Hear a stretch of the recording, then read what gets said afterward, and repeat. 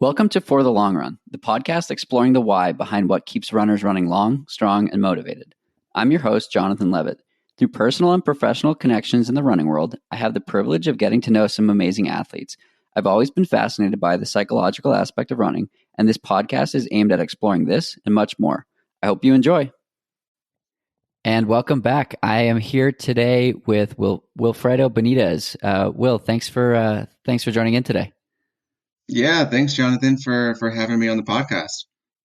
For sure. So your Instagram bio says optimizing nutrition for athletic performance, injury recovery, and health out of Portland, Oregon. So with that set as the groundwork, who is Will? Who is Will? Will is a passionate guy who was just trying to do his best at helping others do their best. That's pretty straightforward. I think that captures it, and it's just a matter of how I do it and how well I do it. That's the journey.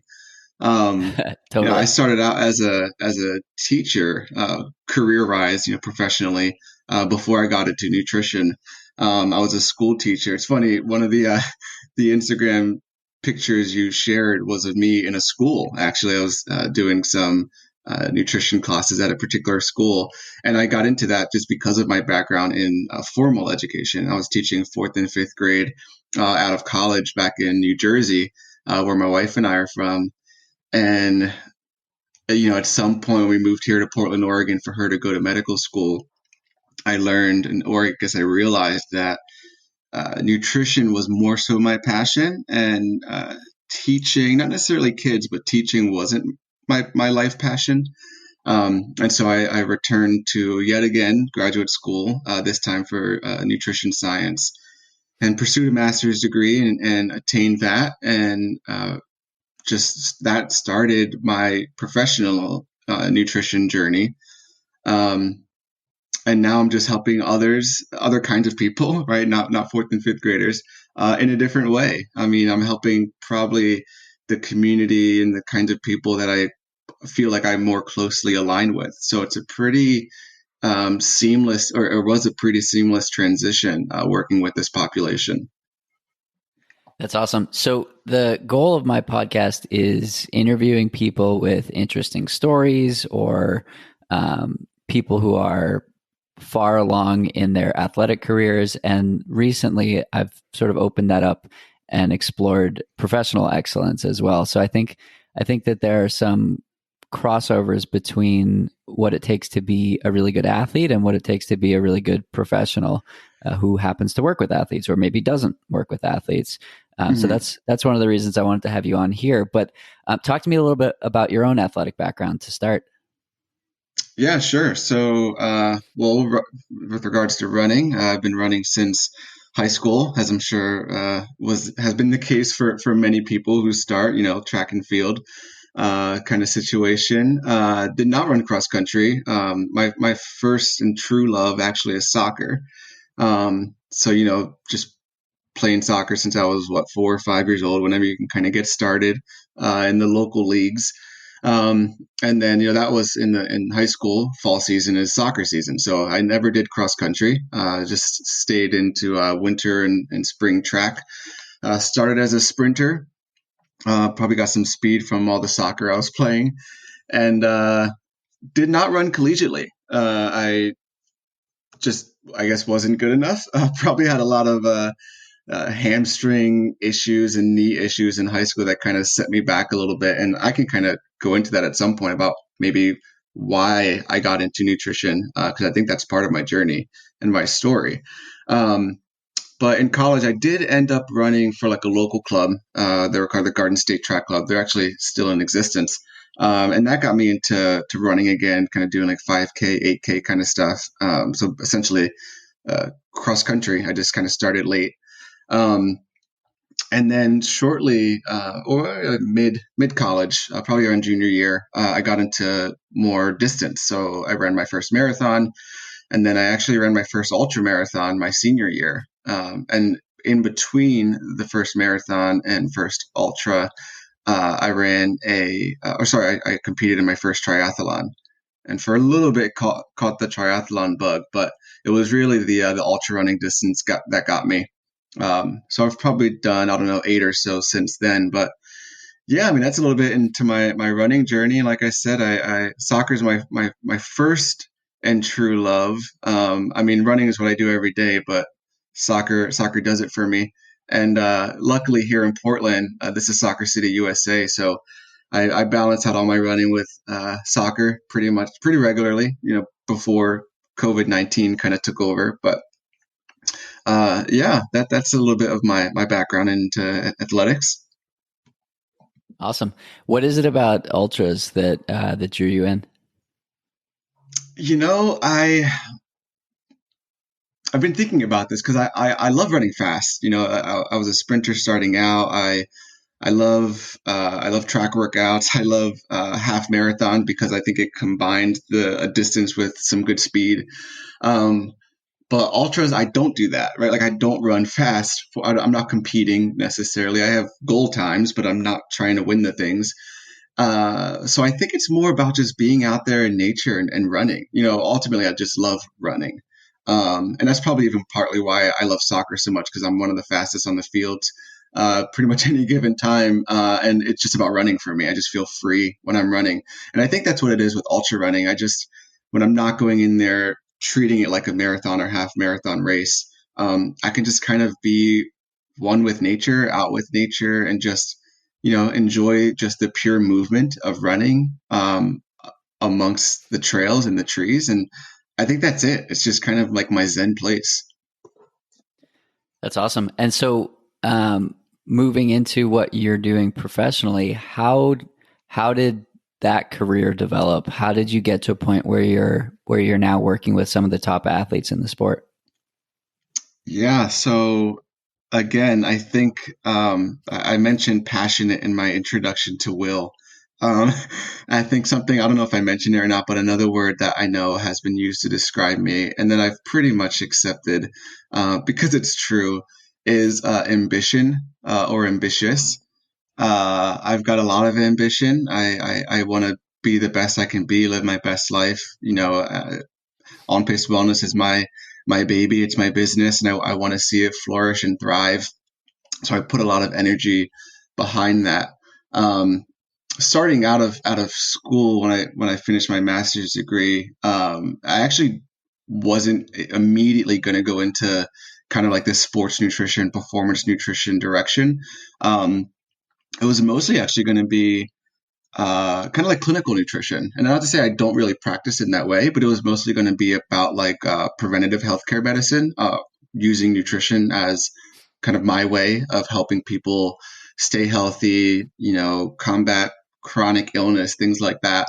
And I do some of that with other clients who aren't, falling into my performance nutrition net, if you will. But at some point, I realized I was just naturally gravitating towards athletes. And vice versa. Like they were just coming to me, people were referring them to me. I think that's just because like I was involved in the running community here in Portland, knew a lot of the, sub elite and elite runners from just kind of outreach and networking and attending events and things like that. Um, and even soccer, definitely soccer clients as well, kind of finding me for pretty much the same reason. And I realized like I just felt like most at home in that community. Like it was just like a really natural conversations that were happening, just a natural flow to work with that population. And after I realized that part, I realized that I really love like helping people thrive and achieve their goals. And you're an athlete, athletes, like we have real goals. We want to demand a lot of our body. We want to hit that mark, improve our times or our performance on the field, whatever it is. And I just realized I get a thrill at helping athletes kind of be their best, and kind of like supplementing or complementing what their coaches and trainers are doing for them. Um, and so that's where I really got into like, okay, I'm going to work with athletes. Like that's just what I'm going to do. I'm not, not going to work with other people, but obviously that is like my main clientele. And so when I realized that, I just started networking in a different way. I've always been a pretty good networker. I love having conversations and meeting people, and I'm not shy in that regard. And I just know that it can be really valuable, especially for a small business owner. Um, and so I just started reaching out and making connections to organizations or companies or coaches or physical therapists, what have you, that work with the kind of people I want to work with, with athletes, with soccer athletes, with runners. And so uh, when I started to make those connections, things just started to click. And I just got wrapped into other networks that were working with pretty, well established, high performing athletes. Um, and that's kind of where it started. And I think those connections, I just built off of them. And kind of like with anything, word of mouth happens. And if you do a good job, then people tell their friends about you and their teammates, and it just kind of spirals in a really good way from that point. And that's just what I saw happening over the last couple of years. Um, and so, yeah, I've been able to get connected to some pretty high level athletes and teams, and have had the really good fortune of working with some incredible athletes, elite level athletes, professionals, some at the Olympic level, and it's just been a pretty great ride so far. That's awesome. So we both do a fair amount of work within the trail and ultra running community, and you've got athletes like Kat Bradley and Hillary Allen, Lucy Bartholomew, Jordan Hesse on the roads, and many others.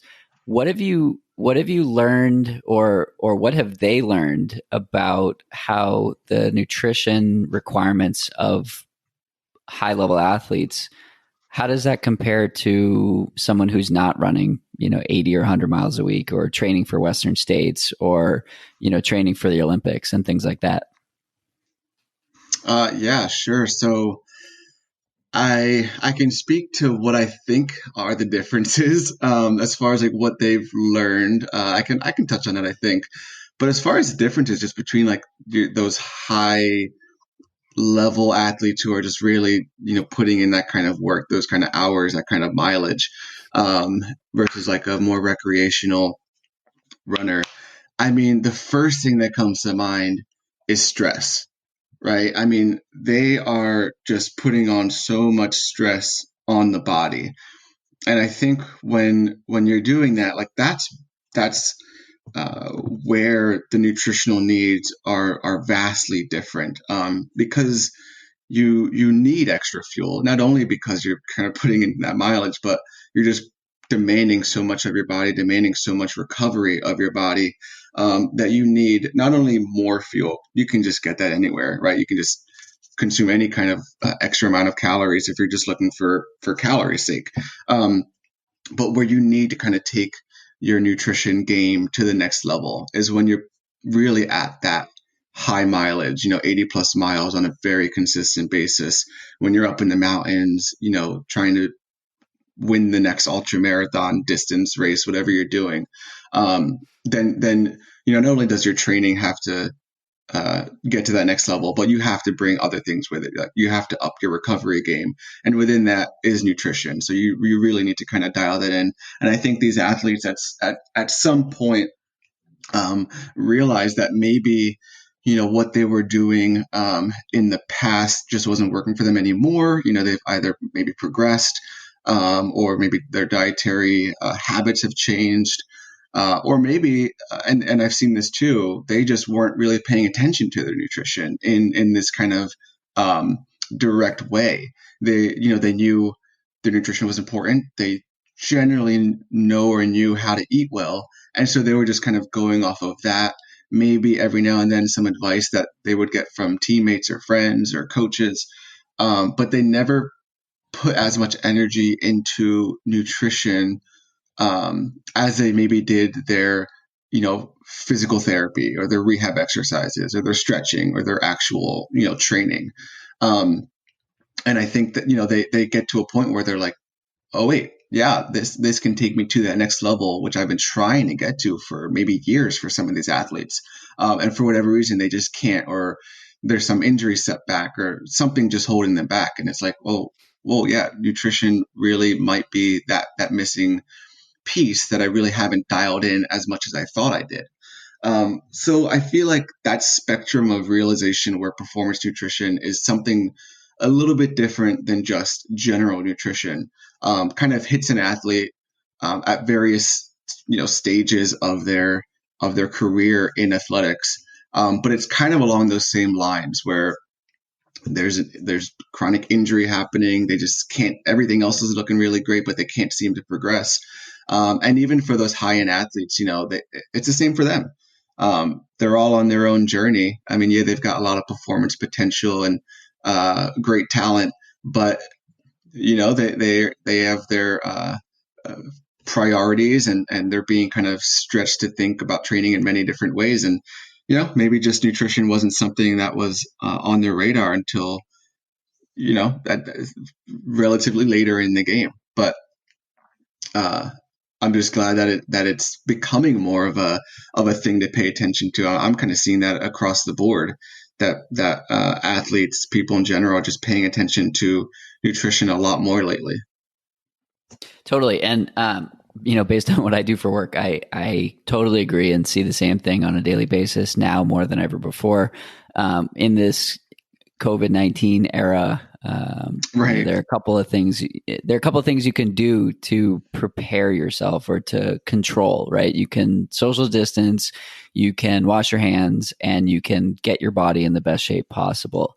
And so I feel that people are finally understanding that, like the impact of quality nutrition. And you can do that while eating pizza, and you can do that while eating ice cream, but you still need, the pieces of that puzzle that'll get you into a place that is productive and prepares your body to be in great shape. Yeah, absolutely. I couldn't agree with that more. I mean, So that's where one of the things. I feel like, oh, sorry, Jonathan. No, go ahead. Um, Go ahead. but you're mentioning COVID and like that realization, like I saw that happening. I mean, no one really told me that, yeah, I wasn't thinking about nutrition because I was just stressed and anxious and eating whatever. And then it clicked. But I feel like that's what happened. Like in the beginning, when like COVID like really hit this country, things got really quiet on my end. Like I wasn't really getting any like new client inquiries, or it was just noticeably quieter. Um, and like about 3 or 4 weeks later, things just started ramping up. And I think it was like that. I think people were just like, of course, there was just huge transition that everyone was going through. But I think when people did kind of adjust and realize, oh, I can still be active and maybe even being more active just in a very different way. Um, I think they might have just realized, oh yeah, now I should actually be paying attention to my nutrition because like just to support my immune system, but then also, I'm not going to be sedentary during this time. Like I'm going to stay healthy and get as healthy as possible to make sure I get through this time okay. So it's actually kind of neat to see like this really quiet period where maybe there's just a lot of like uncertainty and confusion. And then all of a sudden people are like, you know what? No, I'm going to actually take control of this situation and do, get outside more, go hiking, go, run some more, try a different kind of workout, reach out to a nutritionist. Like I just kind of saw that transition happen, while we were in like that month of March and April. And it was just kind of really cool to see. And again, no one like told me like, yeah, I'm taking control back, but that's really what it felt like. And so Yeah, yeah, it's just fascinating. an observation. Yeah, it's fascinating. We explicitly had people tell us that, frontline healthcare workers came to us at Insight Tracker and essentially said, "Hey, I'm expecting to get sick, and I need to be in fighting shape." Like this was feedback that people volunteered to us and Mm-hmm. said, "Hey, I'm expecting this, and I know that there are things I can control before things that I can't control happen."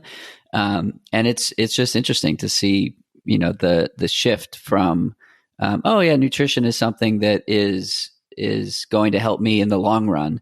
I think the immediacy of it and the immediacy of the potential impact is helping more mainstream Americans versus high-end athletes who use nutrition so that they can, run 100 miles or race a marathon or whatever it might be. That's an immediate gratification as well. Whereas the average person might not necessarily have had that sense of urgency in the past. And again, now it's something that is controllable. Like you can control what you eat, and control has been removed in other aspects of our life. So it's interesting to see that unfold. Yeah, totally. So on the topic of immunity, what are some of the foods or some of the things that you focused on with your athletes at this time? Yeah, so I mean, there are some pretty key immune boosting foods that I think most people know of. You think immune support, you think lemon, garlic, ginger, those kind of things. And sometimes people, make it into a tea and do kind of like a lemon ginger tea. So we have some staples, in the immune system supporting uh, realm of nutrition. And as I just mentioned, three there. But generally, I mean, what we want to do for boosting the immune system is not only focus on those heavy hitters, but just having the whole nutrition be more of like an anti-inflammatory, promoting nutritional approach. And so that's kind of honestly what I do anyway. There's really nothing that I do with any client, no matter their level of activity or athleticism, that is going to be promoting inflammation. So, if anything, I've just kind of Besides the really long dialed. runs. Right, exactly. Um, and so that's a good point. Like, when I'm working with those athletes who are at the higher mileage or greater hours throughout the week, it's, if anything, being a little bit more, I don't want to say strict, but just taking a more of a, hey, let's watch what you are eating approach. And I'll explain that in a second, because well, actually I'll just get into that now. What I typically do is kind of make a diet more anti-inflammatory by increasing certain foods or certain food categories that have those benefits. They're anti-inflammatory, they're antibacterial, they've got all the nutrients to really support a healthy immune system, healthy bodily functioning. So I do that for a while in the beginning, and of course it depends on the nutritional baseline of that particular person or athlete. Um, and just really changing their habits and routines around nutrition to promote those new foods or increased healthy foods. And then what I'm doing also with those high mileage athletes who are, as you said, like increasing inflammation from their strenuous exercise, is not only stopping there, but kind of backing off or reducing, sometimes even eliminating some more of those pro-inflammatory foods for those people. I typically don't do that in the beginning.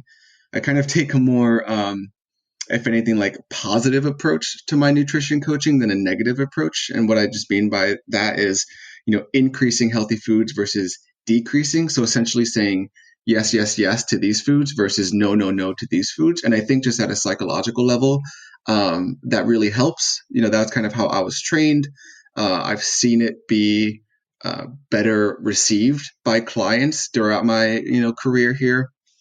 And so I've just kind of taken that and kind of made it like a firm part of my nutrition coaching practice. But, again, with those higher level athletes who are just increasing inflammation so much from doing the thing that they love or the thing that gets them their income, I need to take a different approach with them. How do you take an athlete who has never thought about focusing on nutrition and help them see? So maybe they've reached out and they had a friend who had great results from working with you or somebody else, and now they're interested. How do you help someone take the first steps to making a change? Sure. I mean, I think just explaining, especially for an athlete, I think the first thing I'm going to try to do is frame my language in such a way that shows them that, look, we, our work together, this is going to make you a better athlete.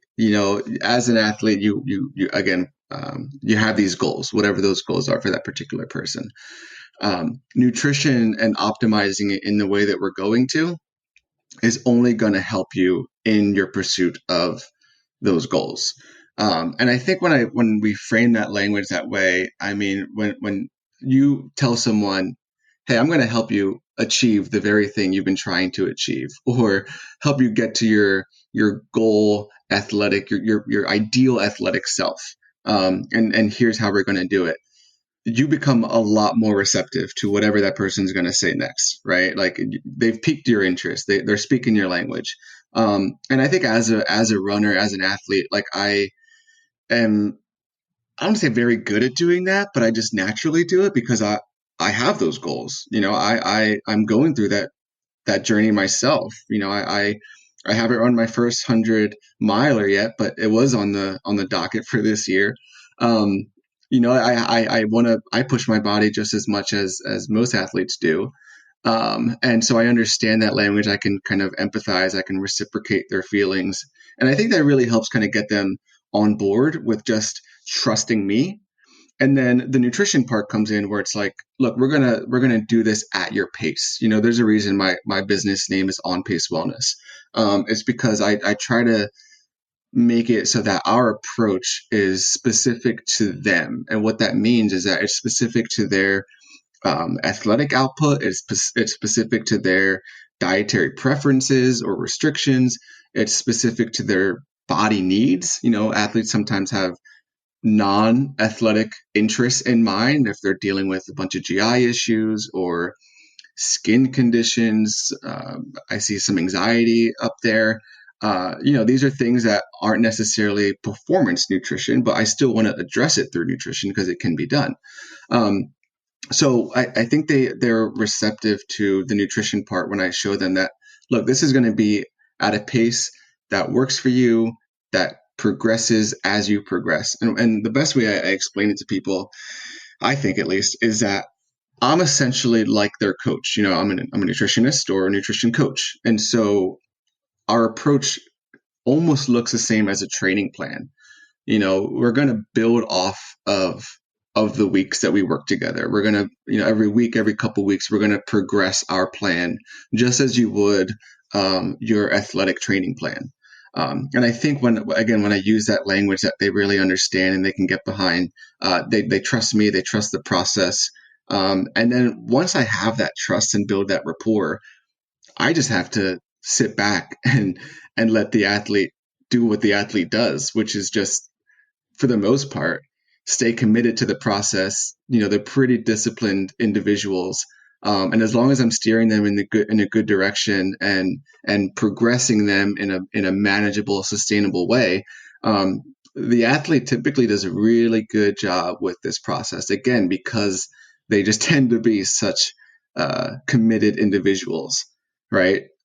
So it's kind of nice working with athletes in that regard. I don't have to push too much because they just don't need it. They've got it in them. Right. Definitely. All right. So switching gears a little bit, one of the things you mentioned there that caught my ear was the fact that you said you were planning to do your first 100 miler this year. Um, how did you come to that decision? um, well, it's kind of like for the runner that starts off with the Couch to 5K program. At some point, they catch the running bug and they're like, you know what? At some point, I'm going to do a marathon. I don't know when that is. Maybe I'm going to hate it, but I just feel like I need to do that. And maybe they're not thinking that right away, but I think at some point it's very common for that novice runner to be introduced to the marathon, whether it's from a friend or from something on social media, and it plants that seed. And I think for an ultra runner just starting out, as I said, I did my first ultra back in my senior year of college. Um, learning about ultra running and kind of doing my research as I put together my own training plan back then. of course, I came across 100-mile races and training plans and articles. And, I looked up to Scott Jurek, who was kind of like a legendary ultra runner. Um, and, heard about that distance and realized what the human can run 100 miles. Um, By cool, choice.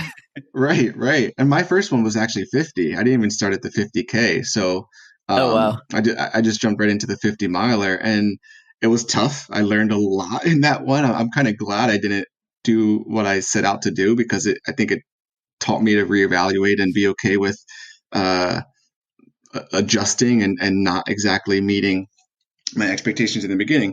But anyway, what it did was just plant that seed, for a 100 miler. And so that was many years ago. And like I said, I've run, I don't know, 6, 7, 8 ultras since then. But never that 100. I've done 50 milers, 50Ks, 100Ks, timed ultras, 6, 12 hours. But I've just not hit that 100-mile mark. And that's just essentially the marathon for ultra runners. So it's definitely something that I have been wanting to do for many years. For about 2 or 3 years, I've just been putting it off, for many valid reasons: graduate school, and teaching in graduate school again, and then starting my own business. But now I feel like I'm at a point. Well, I felt like I was at a point where, hey, you know what, 2020, this is it. New decade, feeling good. My business is going well. Let's make it happen. But then, of course, COVID just came in here like a wrecking ball and changed everything for everybody. So, um, if not this year, next year, I'm pretty confident. That's awesome. I sort of got into ultra running in a similar way. What I do for work, obviously, I'm around a lot of trail and ultra runners, and it's just like normal to run 50 miles, 100K, 100 miles, etc.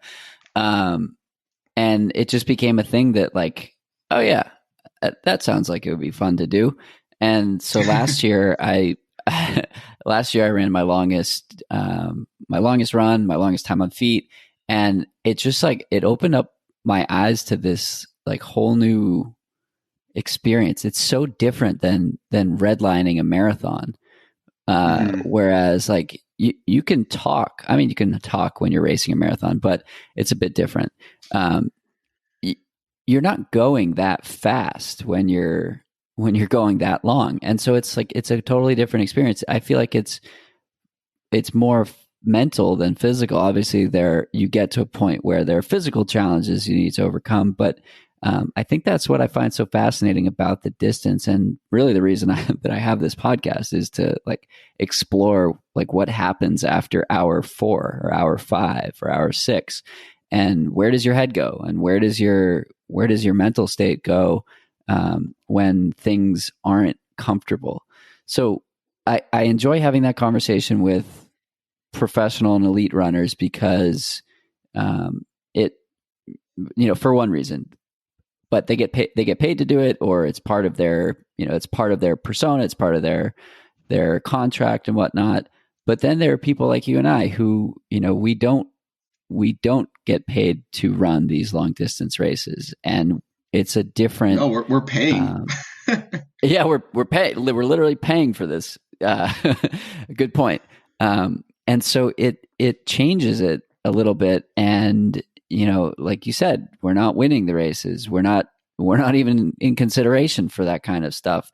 So what is it about the longer distance that or let's put it this way: where what are you thinking about after your fifth hour? Let's say. Oh, geez. Um, I, you know, I feel like every time I'm at that point, I gotta say, I think it varies. It's actually kind of hard to answer that question, because there are times I remember, and also at the same time don't remember. And I think Yeah. what I've learned from that is, like, I think there are times when I'm at that point where I don't even know where my mind is. Like, I'm in such a unique and almost like impossible to achieve like mental place, where like only something like running whatever pace for 5 or 6 hours can like get you. So it's almost kind of hard to be like, oh, like when you're doing this and you just kind of lose it and you just kind of forget where you are. It is kind of like that, but even more intense, where like my body's shut down, and it's not actually shut down. Maybe actually my body's not shut down. My brain is almost kind of shut down. My body, I've many times, is just kind of moving from like rote, like muscle memory. It's like, oh, well, we've been doing this motion for 4 or 5 hours, so it's just going to continue. And my mind is no longer even really having to push it. My mind is actually somewhere completely else, probably trying to deal with like sometimes intense physical discomfort, not necessarily pain.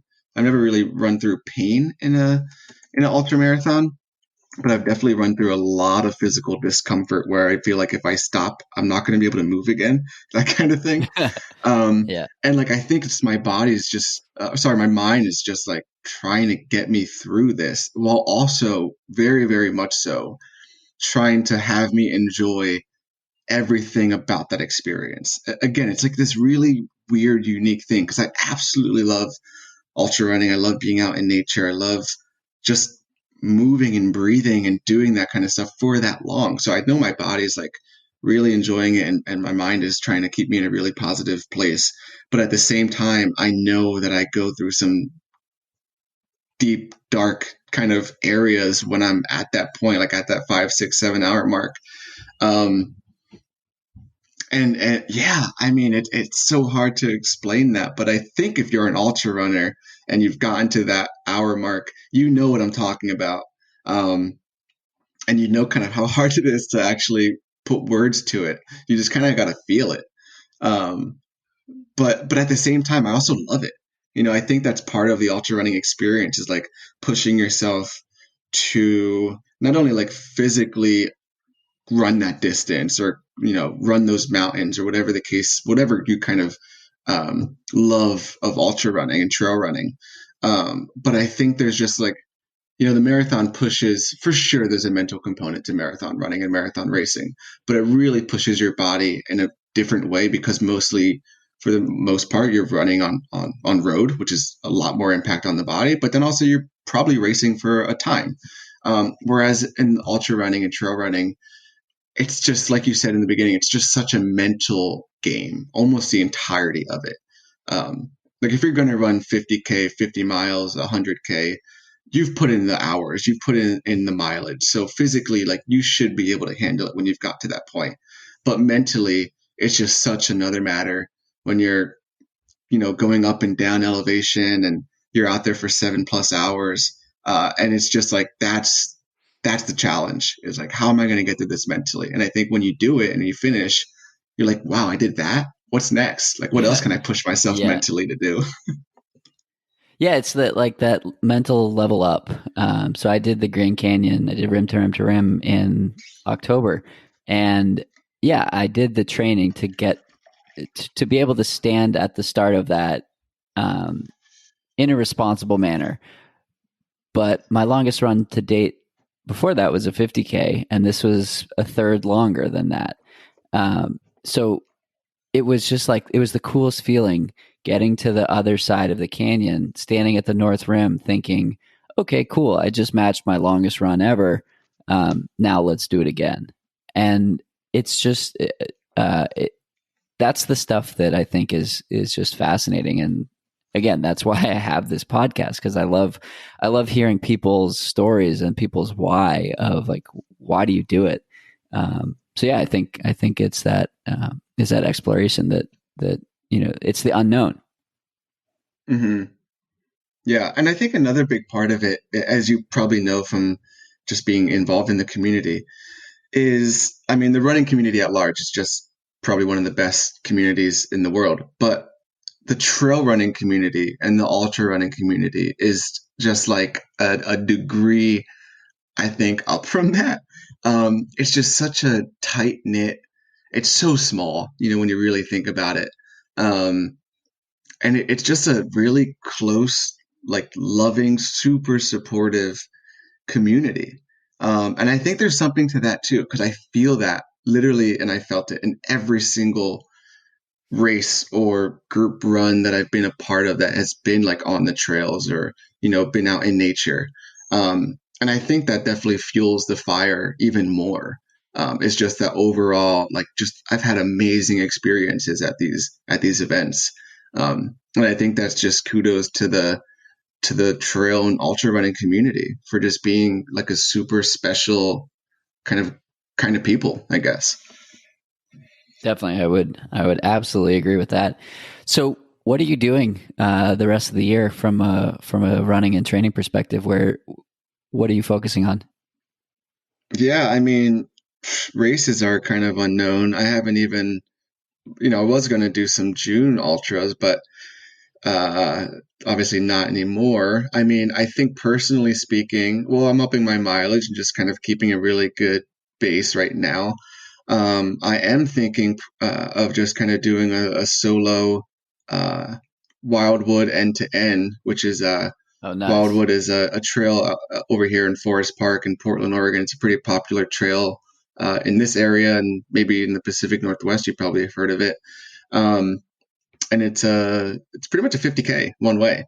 So I've been thinking about doing that again end to end. So I guess end to end is maybe it because I want to go there and back.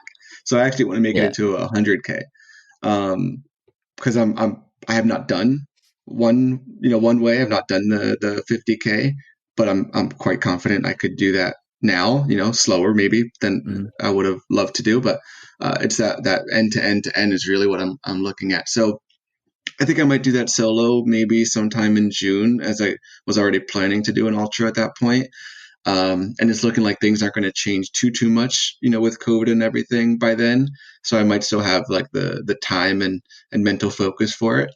And then in the fall, we'll just kind of see what opens up. I'm feeling really good on the roads right now, and I wish that there was a marathon coming up because I feel like I could probably do something decent. But um, well, again, I might just hold on to that energy for the fall, or depending on the ultra scene, maybe do 100K, maybe 100 miler. Like I said, that's still on my radar. I'm open to it being in 2021, but it would be cool to do it in the fall. Why not end the year on a really positive note than compared to almost how it started? That'd be at least one for the books in my own personal life. So yeah, we will just kind of see, but definitely going to still be running, hitting the roads, hitting the trails, and just doing what I love to do. That's for sure. Awesome. Well, if we want to follow along with what you're doing or learn a little bit more about your business, where can we find you? Yeah, so social media is definitely a great place. I'm mostly active on Instagram, so I'm at On Pace Wellness, and then my website is www.onpacewellness.com, and all my info's on there. If you actually wanted to reach out for whatever reason, if you're looking for some nutrition support or just a conversation about nutrition and how it can help you, why it matters, that sort of thing, I'd just love to. Like I said in the beginning, I love to talk with people, so if you're looking for formal support or just a conversation, would love for you to reach out. My contact info is on there. My Instagram, I'm pretty accessible via that. So yeah, just looking forward to connecting to more people, having some conversations, and honestly, just spreading that awareness. As you and I talked about before, that nutrition matters. Whether you're a high end athlete or you're just trying to be, your healthiest self and live your best life, pay attention to what you're eating because it's really gonna almost make or break like the quality of life you're gonna have. And so I just want to spread that awareness. And if people want to work with me to improve it, great. Otherwise, do what you can on your own. I'm all about self empowerment and doing what you can and then seeking help afterwards. So yeah, you can connect with me if you'd like. Awesome. Yeah, Will's put out a lot of good information on Instagram, and so you don't need to be a client of his to benefit from the work he's doing, but plenty of people have. So thanks so much for coming on to chat today, and we'll see you out there. Hopefully I'll be back in Portland sometime soon. Yeah, that'd be great. We're going to run in Forest Park. I'd love that. Awesome. Thanks so much. Yep. Thanks, Jonathan. That's it for today's episode. Like many long runs, it's sad when it has to end. I hope you join in next week on For the Long Run, and in the meantime, happy trails. If you've enjoyed this episode, it would mean a lot to me if you shared it so that others can find it and enjoy it too.